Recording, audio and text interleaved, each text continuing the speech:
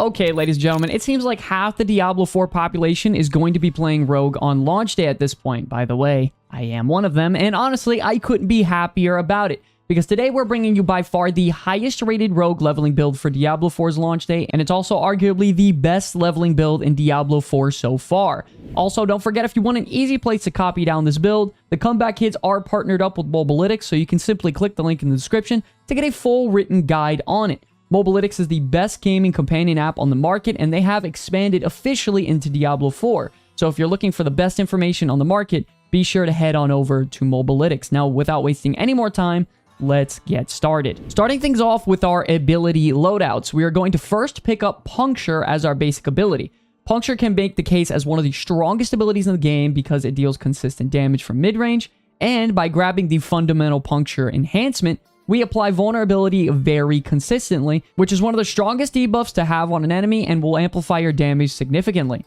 We're also going to be focusing on Twisting Blades with the Advanced Twisting Blades enhancement. Selecting this will give us a very high cooldown reduction on all our abilities when our Twisting Blades go through enemies on their return to you. And with our abilities coming up faster, we could deal more damage, which gives us more speed as well as energy to rinse and repeat the cycle. From there, we're going to grab Dash with the Methodical Dash enhancement for the cooldown reduction, as well as picking up 1 point in Shadow Step for the mobility and quick damage against minions and monsters when we aren't fighting bosses. And now, since the only fear of you dying most of the time is going to be when you engage in boss fights, we're going to grab the Poison Trap with the Countering Poison Trap enhancement. This is going to be very critical to the speed and effectiveness of this build because you gain 30% chance to reset the cooldown on your Shadow Imbuement. This allows us to deal massive amounts of AoE damage more consistently, as well as giving us additional bonuses like Consuming Shadows from our Shadow Imbuement, which gives us 30 energy every time we kill an enemy with Shadow Imbuement. And if the Twisting Blade Rogue has no problem spending energy, you will theoretically have zero downtime fighting minions and monsters because you will be spending all of your energy on Twisting Blades to give you mass cooldown reduction on all your other abilities to just have this cycle non-stop repeating. And finally, we are going to grab the Mixed Shadow Imbuement enhancement because we're going to get more consistent vulnerability coming from our Puncture ability, and most enemies are going to die from the explosion from the Shadow Imbuement as it is. So buffing our non-physical damage like our Poison Trap as well as shadow damage from our Shadow Imbuement is going to be more impactful here. Now on boss fights, it's important to know that Rogue's mobility is very effective, yes, but our survivability is quite low. So swapping Shadow Step with Dark Shroud is going to be absolutely mandatory for you to be able to effectively get off your combos inside of your inner sight windows. Additionally, we are going to be taking 1 point in Poison Imbuement because it is going to be significantly more effective on bosses rather than Shadow Imbuement. So when you're fighting minions and elite monsters, your loadout is going to be Puncture, Twisting Blades, Dash, Shadow Step,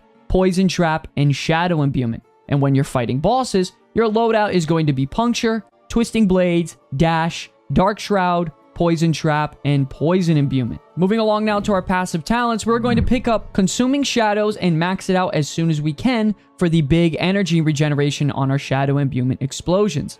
This will allow us to completely regenerate our energy within our Shadow Imbuement, which allows us to continue moving as fast as we possibly can. We're also going to pick up Siphoning Strikes, which heals us for 3% of our maximum life whenever we critically strike a nearby enemy, bringing us incredible sustain, as well as Weapon Mastery for the flat damage increase and Haste for the 15% movement speed increase when we are above 50% energy. You have to know that this build is all about speed, energy regeneration, and high burst damage all on the go. The only thing that should be slowing you down theoretically is yourself if you have the proper talent setup. Additionally, some great passive are also going to be Exploit for dealing high burst damage to injured and healthy enemies, Malice for the vulnerable damage increase, which is going to happen a lot with your Puncture ability and is super effective against bosses. You're going to pick up Adrenaline Rush for the 15% increased energy regeneration while on the move. And lastly, Innervation for the lucky hit chance to gain 8 energy. Combining all this together will allow you to non-stop deal incredible burst damage and move much faster than any of the other classes out there. Now, when it comes to the rogue specializations, you're going to want to also use combo points for elites and monsters to give you more movement speed as well as damage for your Twisting Blades against elites. And for bosses, you're going to 100% grab the Inner Sight for massive DPS windows that it brings you. There are cases to be made that you could run Inner Sight all the time, but I find it personally frustrating that I can't consistently activate it and get the full use out of it during those windows when I'm fighting elites and minions. So I find it more valuable to have the near permanent movement speed increase from combo points paired with Twisting Blades. Now, moving along to the legendary aspects, there's really only one that you need to give you a really large power spike in your damage. And that's going to be the Blade Dancer's aspect, which allows your Twisting Blades to orbit you for a short time after you use the Twisting Blades ability to deal damage to enemies around you. Additionally, your Twisting Blades deal increased damage the further the distance they travel to you, up to 30%. The best part about it is that this legendary aspect, as well as the most of the ones that you need to get going, is in the Codex of Power, and you unlock them in Act 2 in Skazgland, allowing you to almost have it permanently on your character to make all the content moving forward very trivial. Some additional aspects that are really effective for this build include Edge Masters, which increases your damage based on the amount of energy you have, the aspect of the Expectant for the consistent DPS increase on your Twisting Blades, and the Wind Strikers aspect, which gives you a ton of movement speed when you critically strike your enemy.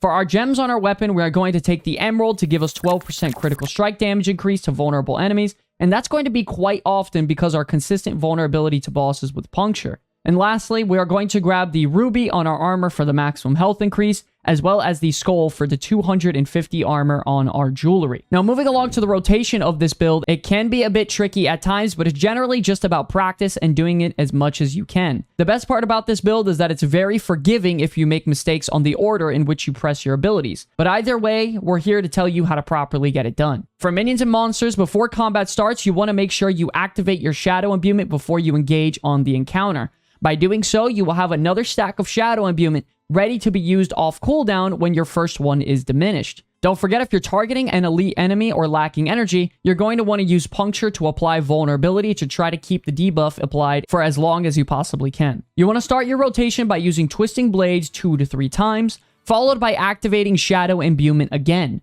With your Shadow Imbuement applied, you want to dash through as many enemies as you possibly can and Shadow a step to enemies even further away, preferably an elite or really difficult enemy to kill.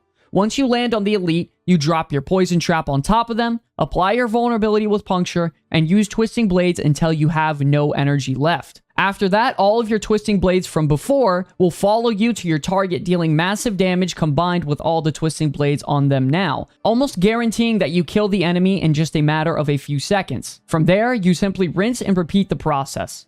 On boss encounters before the fight, you want to swap your Shadow Step for Dark Shroud for more survivability, and your Shadow Imbuement for Poison Imbuement for additional damage over time. Before the engagement starts, activate your Dark Shroud and Poison Imbuement and wait for their cooldowns to reset. Additionally, activate your Inner Sight specialization instead of combo points as well.